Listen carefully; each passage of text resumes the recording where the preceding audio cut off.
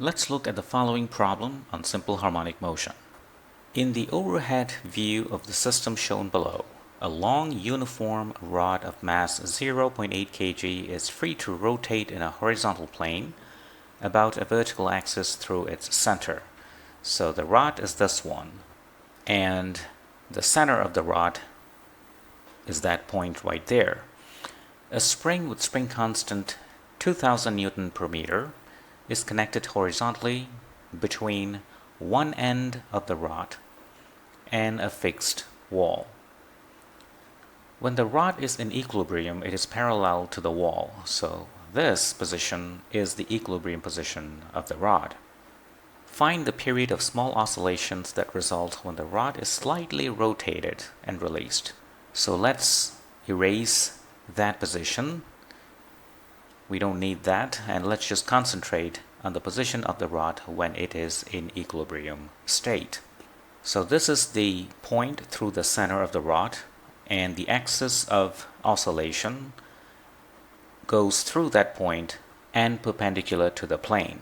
When the rod is rotated slightly and released, prior to releasing it, the position is something like that. And that angle here can be taken as theta, and this is the angular coordinate that is sinusoidal in time, that characterizes the simple harmonic motion. Since this is an angular coordinate, we have to consider the torque exerted on this rod, and the torque exerted must be computed about that axis of rotation. What are the forces acting on this rod? The first one is the weight, which acts exactly at the center, mg, because this is a uniform rod. The second force is the spring force due to that spring. At this state, when the rod is moving below the equilibrium point, the spring force would act in this direction to try to make the rod to go up. So it's clear the force is a restoring force. The equation that we should write down is Newton's second law for rotation. Torque exerted on this rod about that axis, that means only the spring force here, equals the moment of inertia about that axis of rotation times the angular acceleration. In terms of theta is theta double dot.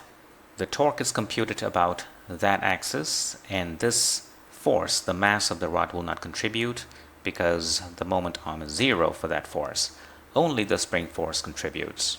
So the magnitude of the torque due to spring force equals the spring force, which is K times X. What is X in this case? X is that arc length when the rod is in that position. It's a very small number because we assume theta is a very small number as well. Times the moment arm. The moment arm is the distance from the axis of rotation to where the force acts. So if the entire length of the rod is L, so moment arm in this case is L over 2, like that. So let's substitute this expression in here. Now we are dealing with a restoring force, so when you substitute for the torque, you have to put minus in front of that term. It's a restoring force after all. Minus kx L over 2 is the torque exerted on this rod by that force. Now the moment of inertia of this rod. If you have a rod with length L, the moment of inertia about an axis passing through its center is given by 1 over 12 mass the square of the entire length. So the moment of inertia I is 1 over 12 mL squared, theta double dot. So we end up with that equation. Now let's express x in terms of theta. For that we need to concentrate on this part of the diagram. So what you have here, so this is x, this is L over 2, and that is theta. So from geometry we know x equals to L over 2 times theta.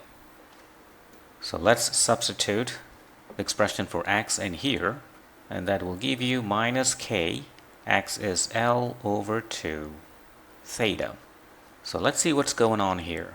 You have L times L, L squared. That would kill that L squared from the other side.